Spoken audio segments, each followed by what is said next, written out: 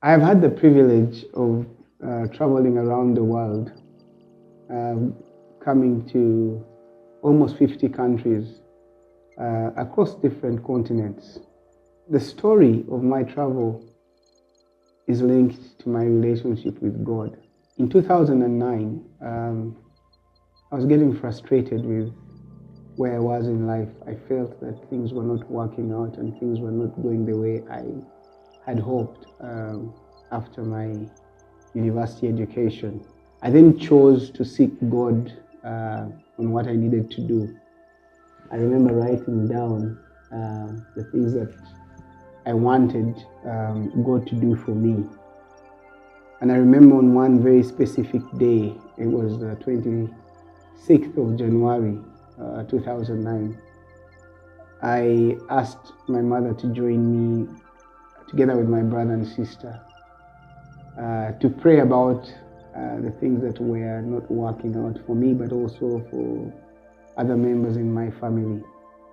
We got together and went to a very specific place where we spent the day just praying about these things that were concerning us.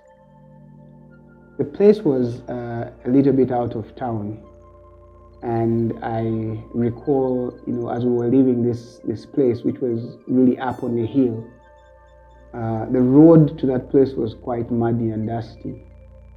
And as we departed from that place, we met a lady who asked us to give her a lift to the main road, given that it was far from the main road.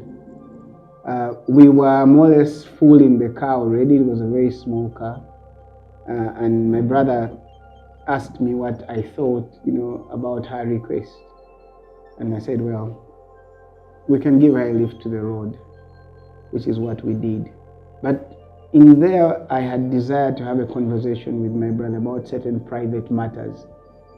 And so when we got to the road, my mom was taking a different direction. So we left her at the road so she could get a taxi to go back home.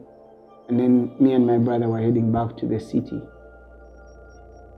I thought that this lady would have also stopped at the road because that was the plan. And fortunately or unfortunately, she opted to ask us if we could go with her to the city.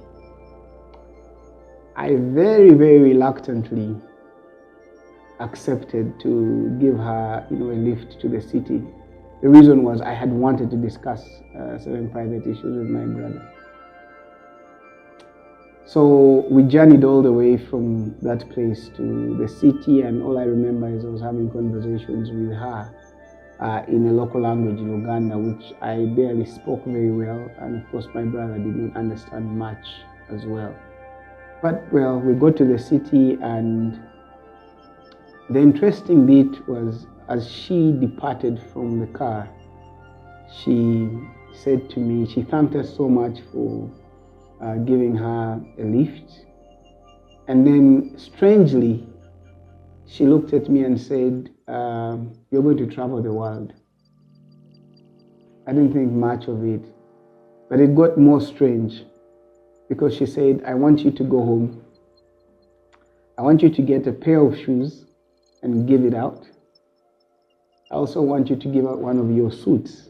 And she also said, I would like you to spend this week just seeking God, but just pray on the ground.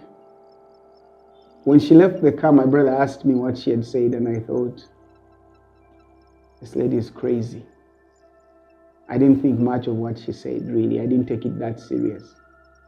So when I got home, I began to reflect on what she had said again. And I said, wow, how did she know that I had suits? Because at the time I used to like suits. So I used to, the little money that I would get, I'd always buy a suit. Anyway, I thought to myself, well, who knows me? If I decide to pray on the ground, nobody will see me. This is just my room. I picked a pair of shoes and I picked one of my suits. And I went and gave it out as she had instructed. Interestingly, in April of that year, 2009, strangely, my travels began.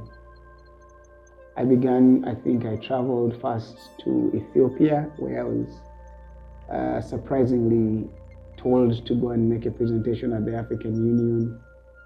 Then I went to South Africa, I think a month later. And before I knew it, the travels just did not stop. I think I have made between 300 to 500 flights, none of which I have paid for. It has been unending travels around the world, from one place to the other, whether it's to the Americas, to Asia, to different parts of Africa, to Europe. And it did not make sense to very many people, not even to myself, because every year I just found myself going to different places. And later, when somebody asked me, how come you travel so much? I did not have an answer, because this was years later. But then I was reminded through reflection and conviction of this story. And I realized that maybe on that day I actually met an angel. I later realized that the Bible says that obedience is greater than sacrifice. So my obedience to that or to those instructions I was given is the reason why I believe I travel so much, and it is something that I guess will continue as long as I live. Why? Because it's a covenant that I have with the Creator. But the message is in obedience, and that the fact that God is faithful. That if we obey, and if we are able to give even those things that we consider precious to those that need some of those things, He's a rewarder of those that diligently seek Him, and He will reward your obedience. God bless you.